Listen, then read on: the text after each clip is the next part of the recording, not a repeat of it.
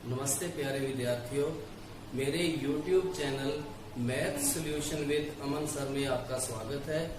यदि आपने मेरे channel math solution with Aman sir को सब्सक्राइब नहीं किया है तो उसको सब्सक्राइब करें तथा उसके सामने बेल आइकन को प्रेस करें ताकि मैं जो भी वीडियो बनाऊं उसका नोटिफिकेशन आप तक सबसे पहले पहुंच सके। प्यारे विद्यार्थियों, आज का युग कंपटीशन का युग है जिसमें हर कंपटीशन एग्जाम में मैथ्स के क्वेश्चन आना स्वाभाविक है।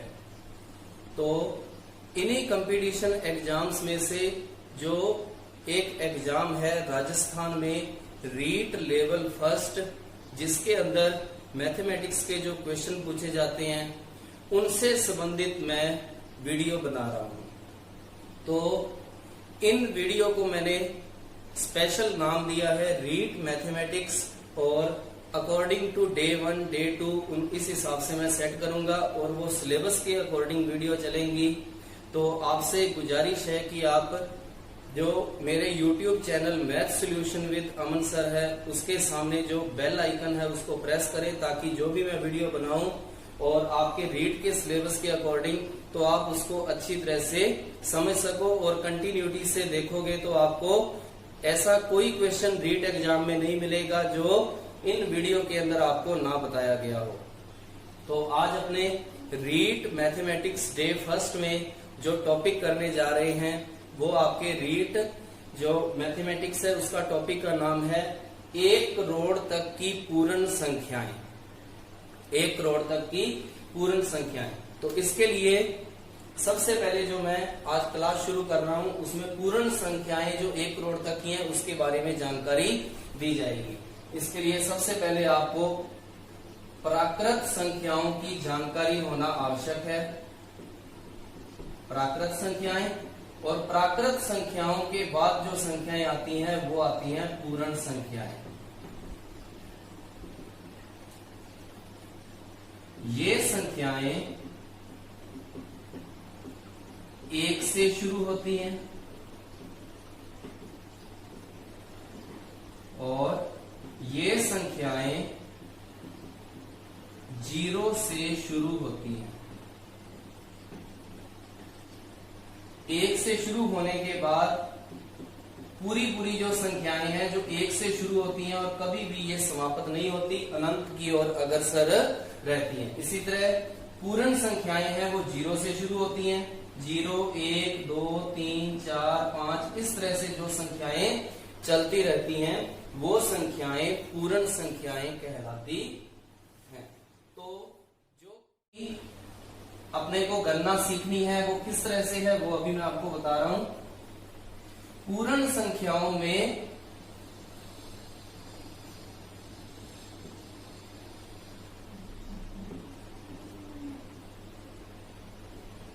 जैसे 9, 3, 6, 8, 6, 5, 3 ये मैंने एक पूर्ण संख्या लिखी हुई है। पूर्ण संख्याएं मैंने आपको बताया है कभी भी अनंत की ओर अग्रसर होती हैं और कभी भी समाप्त नहीं होती हैं। तो ये मैंने जो 1 करोड़ तक की जो है पूर्ण संख्याओं में से एक संख्या जैसे ये लिखी हुई है।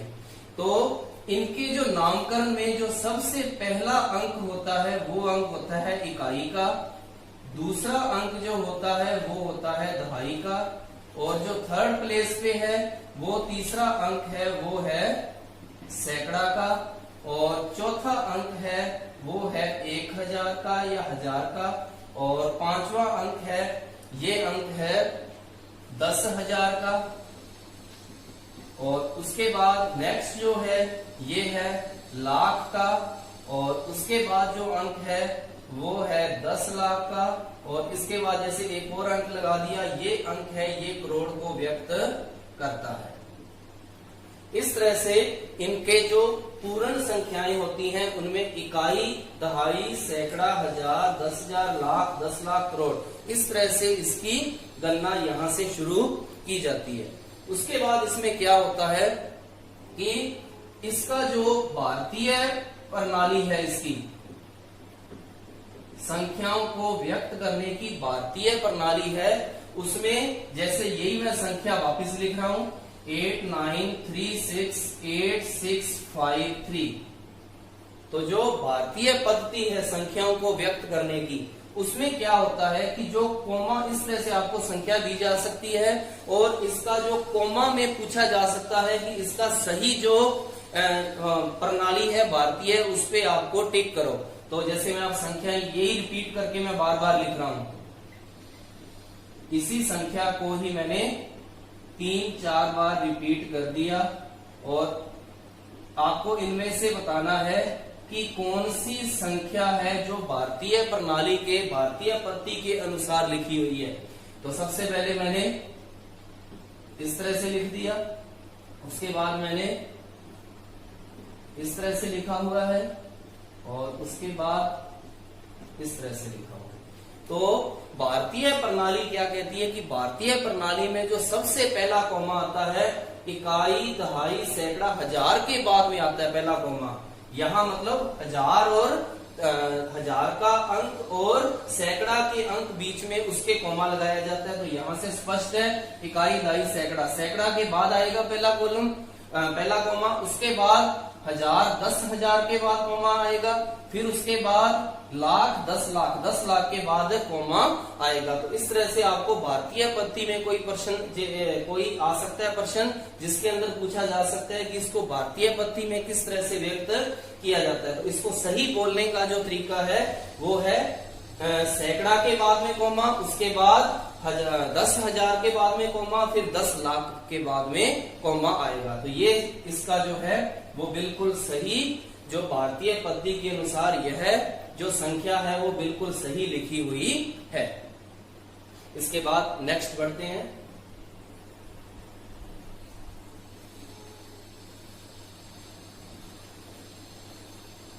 इसके बाद पूर्ण संख्याओं की जानकारी में ही जो सबसे क्वेश्चन आ सकता है कि सबसे छोटी पूर्ण संख्या क्या है, सबसे छोटी पूर्ण संख्या क्या है। तो बिल्कुल स्पष्ट है, मैंने जब संख्या लिखी थी तो उनमें जो सबसे छोटी संख्या जो पूर्ण संख्या है वो 0 है और सबसे छोटी प्राकृत संख्या वो 1 होती है। सबसे छोटी प्राकृत संख्या, सबसे छोटी प्राकृत संख्या है वो 1 होती है। इसके बाद नेक्स्ट क्वेश्चन जो संख्याओं से संबंधित बन सकता है वो है प्रथम 5 पूर्ण संख्याओं का योग क्या होगा। प्रथम 5 पूर्ण संख्याओं का योग क्या होगा। तो प्रथम 5 पूर्ण संख्याओं का योग करना है। पूर्ण संख्याएं आपको पता है, मैंने बताई थी 0 से शुरू हो रही हैं, तो उनमें जो पहली 5 संख्याएं हैं उनका जोड़ करके बताना है कि वो क्या होगा। तो 0 + 1 + 2 + 3 + 4 और इन सब का जो जोड़ हो गया वो हो गया 10। तो आपको 10 पे टिक कर देना है। प्रथम 5 पूर्ण संख्याओं का योग बिल्कुल सरल टॉपिक है, 1 करोड़ तक की पूर्ण संख्याएं। लेकिन जिन बच्चों के पास आर्ट्स होती है तो वो इन छोटी चीजों को भी नहीं समझ पाते हैं, तो इसलिए ये मतलब मैं आपको जो बता रहा हूं आप आसानी से इसमें, जो मैंने सबसे पहले पूर्ण संख्याएं बताई थी उससे आप आसानी से ये सीख सकते हैं। क्योंकि कई बच्चे इसको 1 + 2 + 3 + 4 करके भी शुरू कर सकते हैं। तो लेकिन जो पूर्ण संख्याओं का योग पूछा हुआ है तो ये 0 से शुरू होती है, तो 0 को भी काउंट करते हुए आपको 4 तक लिखना है और फिर उनका प्लस करना है। इसके बाद नेक्स्ट क्वेश्चन चलते हैं, इसमें पूर्ण संख्याओं में ही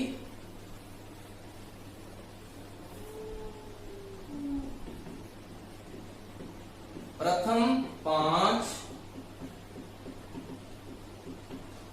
पूर्ण संख्याओं का औसत क्या होगा। प्रथम 5 पूर्ण संख्याओं का औसत क्या होगा। औसत निकालने के लिए जो पहली 5 संख्याएं हैं उनका योग करते हुए और 5 जितनी संख्याओं का औसत निकालना है उतनी संख्याओं का भाग दे देना है।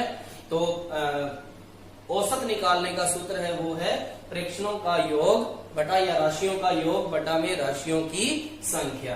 तो ये मैंने राशियों का योग कर दिया बटा राशियां कितनी है 5 राशियां, इन सभी का ऊपर जोड़ जो है 4 3 7 2 9 और 1 10 और बटा में 5 और बराबर 2। तो इन सभी का प्रथम 5 पूर्ण संख्याओं का औसत पूछा जाए तो वो होगा 2। इसके बाद नेक्स्ट क्वेश्चन की ओर चलते हैं। पूर्ण संख्याओं में ही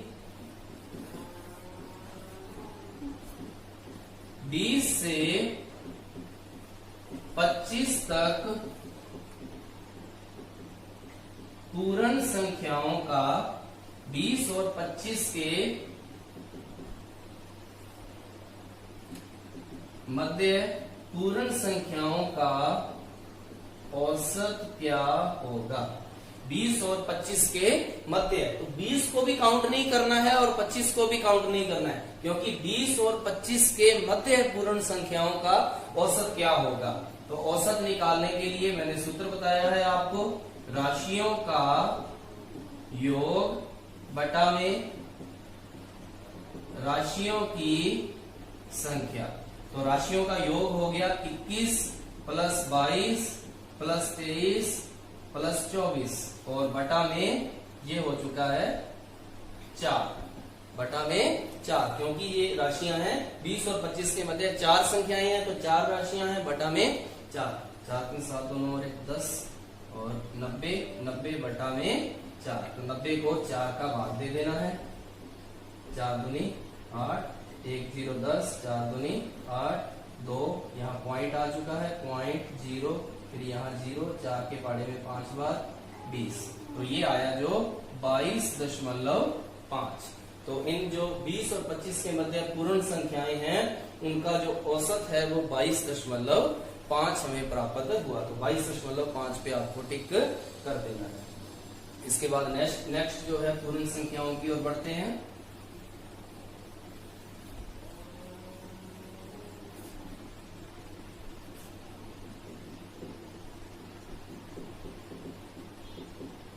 पूर्ण संख्याओं को शब्दों में लिखना। पूर्ण संख्याओं को शब्दों में लिखना।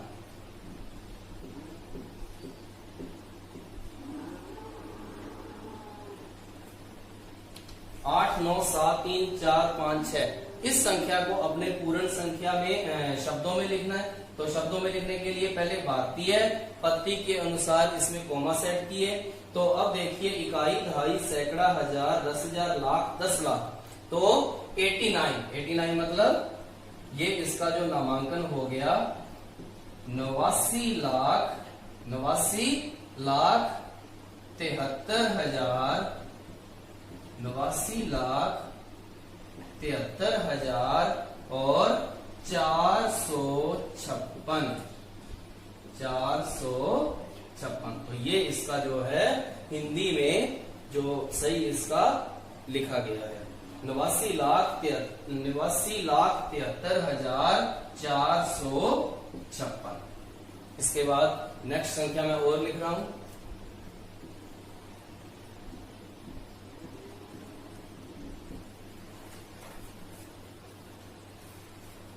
इकाई, दहाई, सैकड़ा, सैकड़ा के बाद कॉमा, यहाँ कॉमा और इस तरह से यहाँ कॉमा आ जाए। तो सबसे पहले अब इसको लिखने का जो तरीका क्या होगा, देखो इकाई, दहाई, सैकड़ा, हजार, 10,000, लाख, 10 लाख, करोड़।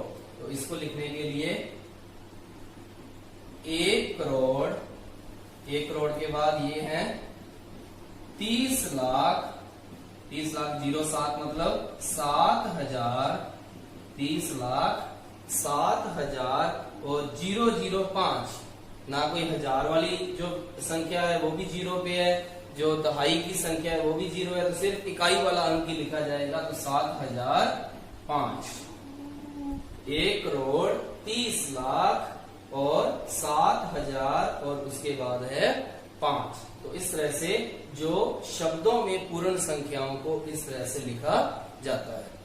इसके बाद नेक्स्ट जो है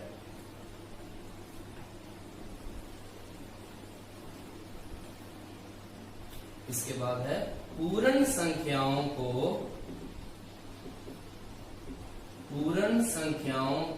अंकों में लिखना। पूर्ण संख्याओं को अंकों में लिखना। अंकों में कई बच्चों से इतना जल्दी लिखा नहीं जाता है, तो अंकों में लिखने का मैं आपको पूरा अभी बता देता हूं।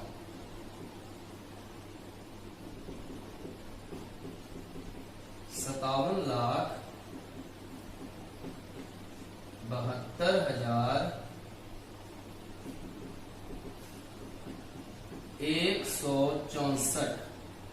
57,72,164।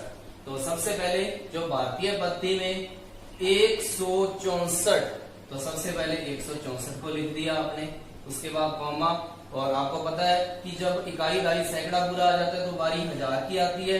72 दो अंक की चाहिए होते हैं भारतीय पत्ती में हजार को व्यक्त करने के लिए, 1000 और 10,000 तो 72,000 हो चुका है, और फिर कॉमा, और लाख में 57, तो 57,72,164 ये इसका जो है अंकों में इसको लिखा गया है। इसके बाद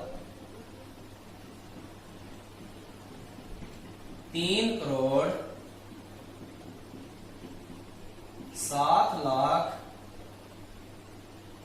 3,07,04,053 3,07,04,053। तो 53 जो संख्या है वो लास्ट में बिल्कुल आ रही है, क्योंकि उसके बाद हजार वाली जो हिस्सा है वो ये इसमें पार्ट बने हुए हैं, 1000, लाख, करोड़, और ये 4 पार्ट के अंदर जो संख्या है वो डिवाइड है। लेकिन अपने को जो पता है कि जो भारतीय पत्ती में जो लास्ट वाला जो हिस्सा है उसको 3 अंकों में दर्शाना होता है, तो 53 में 2 अंक होने के कारण तीसरे अंक में यहाँ 0 रहेगा, तो ये हो गया 53।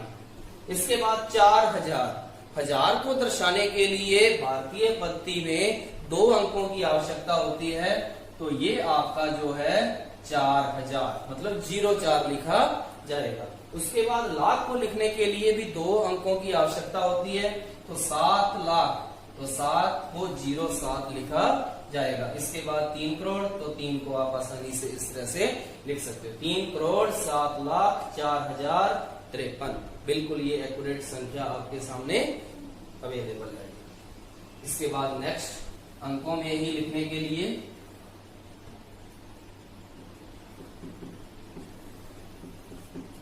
5,03,007, 5,03,007। अब देखिए ये संख्या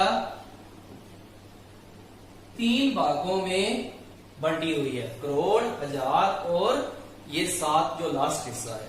लेकिन करोड़ और 1000 के मध्य एक हिस्सा लाख वाला भी होता है, जो इसमें लाख की संख्या बिल्कुल नहीं दी गई है, एक हिस्सा अपने को यहाँ पे भी ऐड करना होगा। अब इसको लिखने के लिए 7 को लिखने के लिए आपको पता है भारतीय पत्ती में जो इकाई, दहाई, सैकड़ा है उन तीनों अंकों को एक साथ व्यक्त किया जाता है, तो 7 लिखने के लिए 007, उसके बाद 3000 लिखने के लिए 03, लेकिन यहाँ लाख वाली संख्या 0 होने के कारण उसकी जगह को आप स्किप नहीं कर सकते, 00 रहेगा यहाँ पे, और उसके बाद ये है 5 करोड़, तो 5,03,007 इसको लिखने का ये सही तरीका होगा, तो 5,03,007।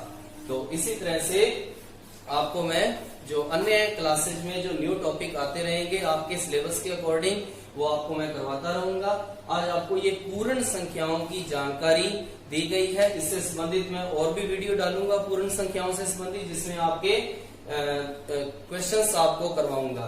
तो इसके बाद आपको ये रीड की जो मैथमेटिक्स है वो यहाँ से स्टार्ट हो रही है पूर्ण संख्याओं से। आपको इसके अकॉर्डिंग अगर पूरी क्लासेज आप ज्वाइन करोगे तो आपको रीड का, मैथमेटिक्स का जो पूरा सिलेबस आपको इसके अंदर अवेलेबल रहेगा। और मैं आपको लिंक जो है वो डिस्क्रिप्शन बॉक्स में भी डालता रहूंगा, जिन जिन लिंक की आपको जिस वीडियो में आपको आवश्यकता होगी उसको मैं डिस्क्रिप्शन में डाल दूंगा, तो आप डिस्क्रिप्शन में वो वीडियो भी आप देख सकते हैं। Thank you.